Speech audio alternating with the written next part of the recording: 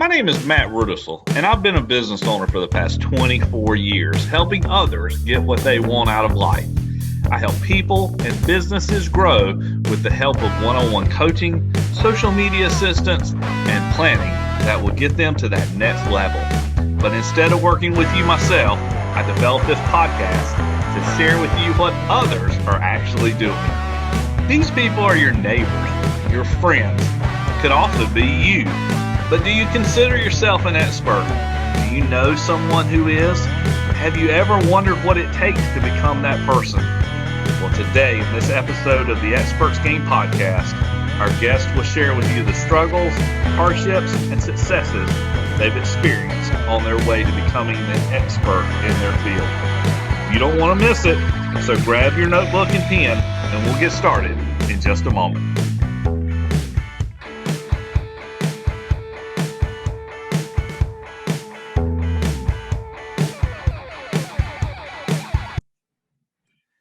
Hey guys, welcome back to the Experts Game podcast. My name is Matt Rudisell and I'm your host. And today I am excited to have a good friend with us.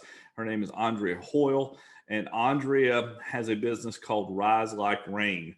Now, I've got a huge introduction for Andrea, but I'm not going to go into it this morning. I'm just going to flip over to her and let her tell her story a little bit. But before I do, I will say that she has got a tagline that I just absolutely love, and it is believe, grow, learn, and lead. And I think that that is phenomenal.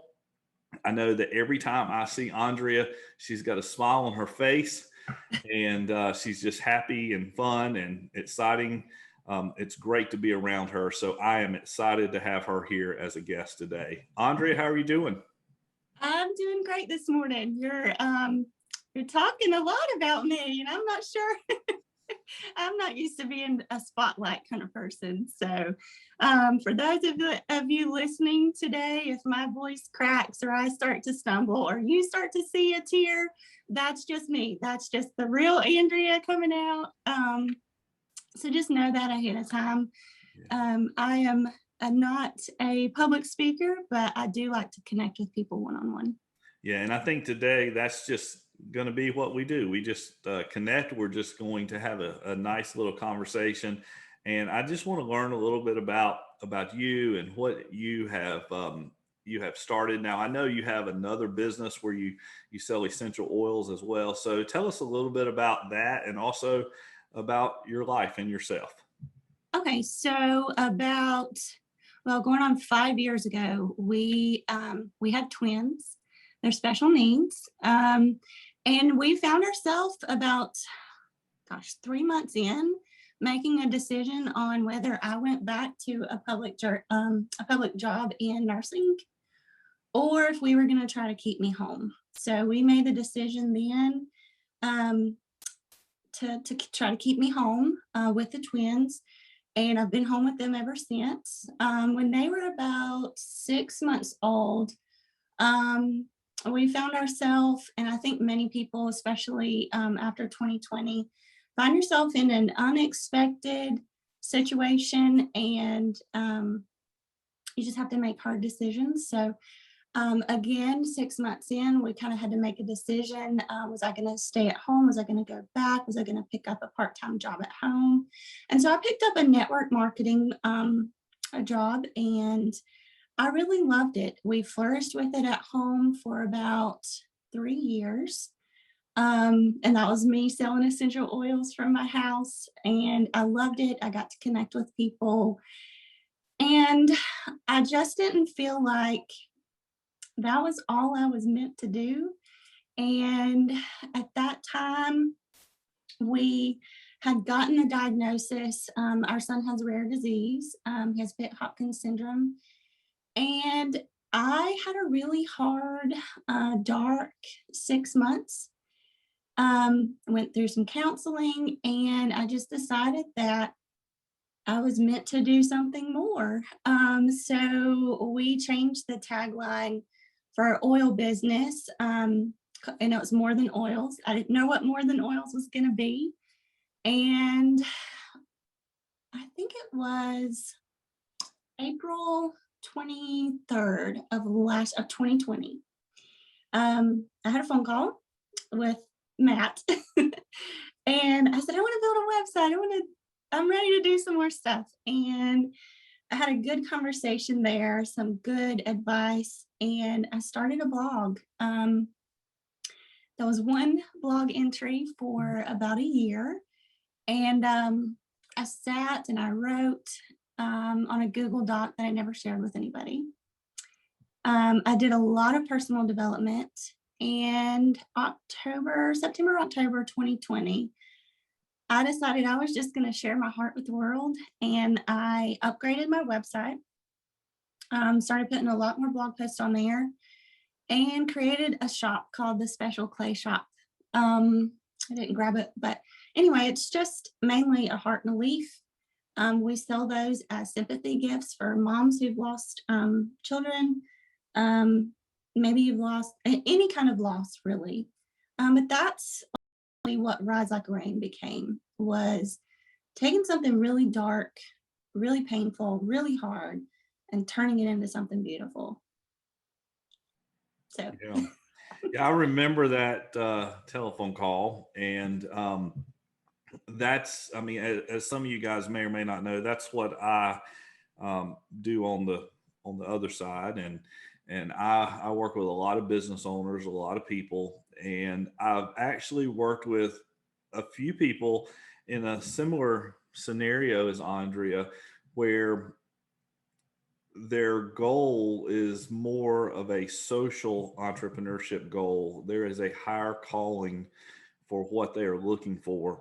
And most of the time, sharing that personal journey, that personal story is really what makes a big difference in their business. And it's not because somebody else needs to hear it. I mean, they might, and it probably does help somebody else, but it also does something for you. As you're telling that story, it kind of allows you to escape some of the fears and some of the pains and things like that you may have had built up. And I'm going to read something from Andrea's bio on her website, and it's just one little statement that I don't know, I just really really like, and it means a lot, and it really tells a lot of her story. It says, sometimes when you suffer a loss, it can be hard to find the right words to express your sorrow. I had so many feelings I didn't know what to do with, from my own personal losses and empathy for friends who also experienced loss. I started to see my true purpose in life, which was more than the identity I had placed on myself. And I think sometimes when you share that story, you do get to see those things, because a lot of times as individuals, we have this identity on us that is not quite what other people see. yeah. They see something else. I'll give you an example. I had a friend I talked to the other day who said, well, I really appreciate you calling on me. I'm not sure why you think I am an expert, because you're the one that's really the pro. Yeah. And I don't look at myself that way. I work on a lot of different things. I work with a lot of different businesses, but that's not the identity I place on me. It is the identity I placed on him, though, for that matter. And the same thing with Andrea. I mean, um, she is definitely an expert in her field, in what she does. So let me let me ask you a quick question. What made you choose the clay business and the oils? Now, I know you said there was a purpose for that, but what made you choose that one item? Okay. So originally the oils, I had no clue what they were. I just needed something to do for my house with no inventory that would be on the internet 3 years ago. I mean, I was a busy person. We had 3-hour feeds going on a feeding tube. There were 2 babies. I was a brand new mom. So the oil business, I really didn't know the purpose in that until later. So I chose network marketing. I called a friend. I thought she sold skincare. She was like, no, it's actually this. And I said, okay, sign me up. I need to make $150 this month. We need feeding supplies. And so that first month, I made back my investment plus $150 exactly to the penny. So I knew, to keep going with that. Um, and then special clay. So my Benjamin he has Pitt Hopkins syndrome, and he loves water. He loves Play-Doh. And I was having a hard day. He was having a great day. It was challenging for me, but he was having a great day. And so we were sitting there playing Play-Doh. And the house was a mess. There was chaos everywhere. And I just kind of zeroed in on what if I could make something?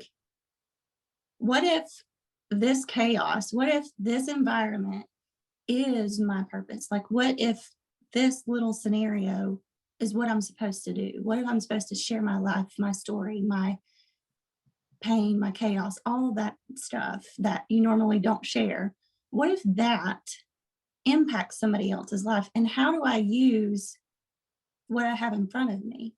And so I thought, well, I know I can't sell Play-Doh, but what if I could sell clay? What if I could create something with my story encompassed all in it? Let me grab this real quick.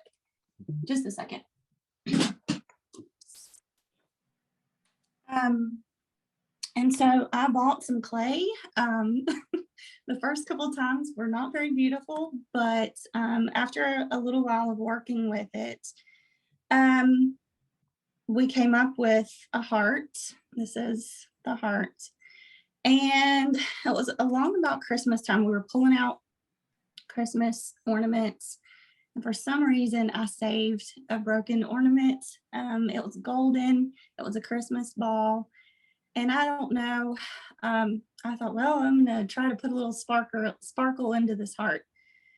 And I talk a lot in the blog about light. And I thought, well, this will give this heart a little bit of light as, or shine. But this heart is broken. There's a scar in here. And that represents a part of my past because Alex had open heart surgery, Ben's twin brother. And then stacked on top of this heart are 3 beads. A long time ago, before we had GPS, people would stack things, rocks, and that was where they had been. And so to me, part of my past was counseling. And it just kind of represented a lot of my story into one piece that I felt like could touch somebody else. Because everybody has their own race, everybody has their own story they're telling. But as this hangs on our Christmas tree or hangs on my wall, it's a reminder of where I've been, that my heart can be broken, but I can still have light there and shine it everywhere I go. I have one of these that rides with me in the car. So special clay sometimes is for common use. Clay is sometimes for common use, and clay is sometimes for special uses. So everyone, whoever you are, whoever you're listening, it doesn't matter where you've been, what you've been through, all the hard stuff, you can still have light in your broken heart. So that's where it all came from. Wow. There's a lot of great information there, Andrea. I think that that you definitely need to get out and tell your story. I am sitting here listening to this and I'm thinking, this is what everybody needs to hear. And I know that sometimes that may or may not be in your comfort zone. But I also know that, and other people have heard this before too, and I'm sure you have, that a lot of times you get the message out of the mess. And I'm sure I didn't say that the right way, but that's what happens. You have found your message, you have found your calling out of things that have been everyday scenarios for you. And I think that's where, on the business side of things, that's where a lot of businesses really come from too, or the ones that last, the ones that are going to have long staying power. They come out from a passion. They come out from, an everyday occurrence, something that that you need that doesn't exist. I'm just, I don't know. I think I'm just grateful to know you and to know a little bit more about that story. So I know that your average day is probably a lot different than most everyone else, but Yeah. when you find time to work, what would your average work day look like? Well, my work day is normally when the kids are at school. So we'll get up, get the kids ready, and get the kids to school. And then I normally come home, have my quiet time with Jesus, self care, get breakfast. And then I come into this little space with a vision board on the wall, a calendar with deadlines, my computer, and I'm either doing research for other people who are looking to grow. Um, I am working on clay pendants, and they seem really small, but they do take a lot of time to make. So I'm working on those. I have an area for drying and a closet with all kinds of materials in there. Um, there's a lot of internet, social media posting. There's a lot of personal relationship building involved in what I do. Um, and that takes up the majority of the 3 to 4 hours I have per day, Monday through Friday, to really get my work in. And then once I pick up the kids, it's really just family time um, until they go to bed. And then it's me looking up other things, doing a little bit more research, spending time with my husband, and making a plan for the next day. So that's about what my day looks like. Yeah, it's finding time in the small pockets that we get throughout the day a lot of times. Yeah, absolutely. Okay, let me switch gears a little bit. I'm gonna go to something maybe a little more fun. Okay. Um, what is one thing that most people don't know about you? So maybe it's a hobby, it's a passion, it's a special interest, something like that. What is one thing that you would like to share that most people don't know about you? Um, I don't know. I don't really have a lot of time for hobbies. So anything fun like that has to incorporate the kids. So about 2 years ago, um, when I was going through a little bit of a rough time, I decided that I was going to do something for myself. It was going to have to include the kids. It was going to be fun. It was going to be outside. And we had this little area in our backyard that was just a mess. And so we totally uprooted everything. We made like my therapy garden. No one was invited except for me and the kids. And I learned how to grow tomatoes. I learned how to grow cucumbers.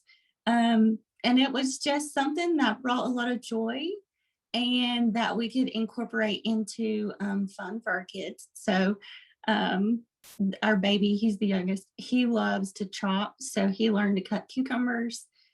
Everybody picked the tomatoes before they were ready, but it was fun. And we do that every year. So um, Well, gardening, I awesome. guess, That's is my fantastic. thing. That's good therapy there, the garden Yeah. therapy. I've actually had a few interviews where that comes up.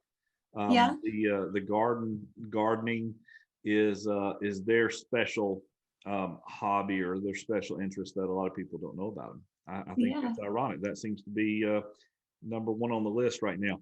Well, before I get to the final question, I am going to put this in the link underneath the video, but I want to know how people can get in touch with you and if they want to donate to you and to your mission. How can they do that? Why don't you tell us real quick? So I have Instagram and Facebook, both of which are Rise Like Rain. Mhm. And then the website is the way to donate. It's riselikerain.com. There's a lot of information on there. There's the shop. There's a way to contact me. There is the fundraiser called Lamp for Ben, and there's a lot on there. So riselikerain.com would probably be preferred. You can always email. My phone number's on there. I'm just a relationship building one-on-one kind of person. So all contacts would be riselikerain.com. Okay, well, fantastic. Final question. what kind of tips do you have for somebody that I've got two questions here. What kind of tips do you have for somebody who maybe wants to start their own business, kind of like you did, or if maybe they have a story similar to yours and they want to share it with the world? What are your tips for that? Okay. For the entrepreneur, I would say believe in yourself when no one else does. And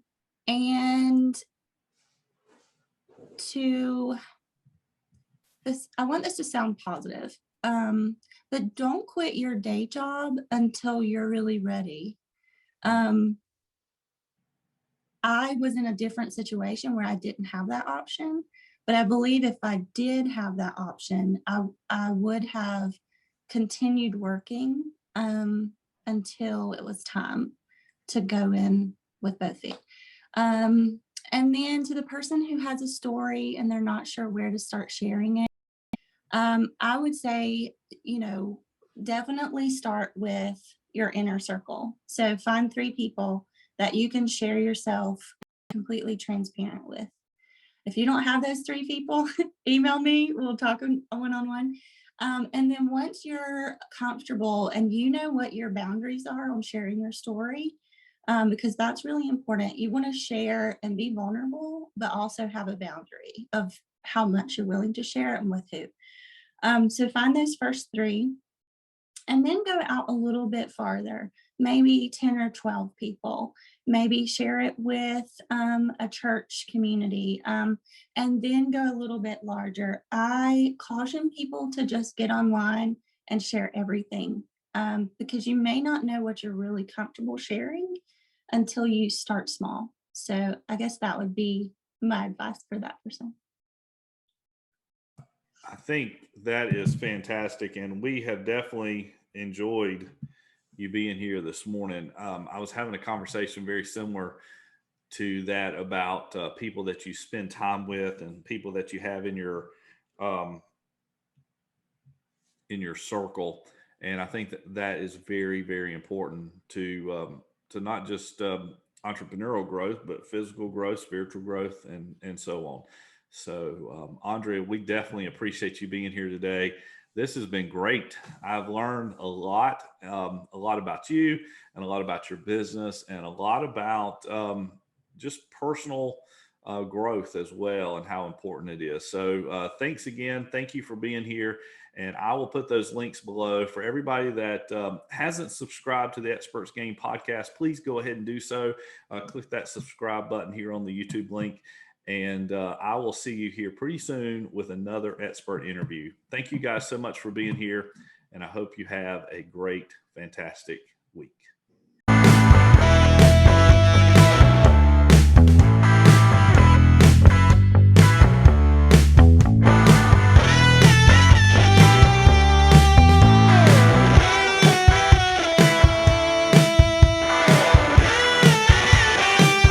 Lit.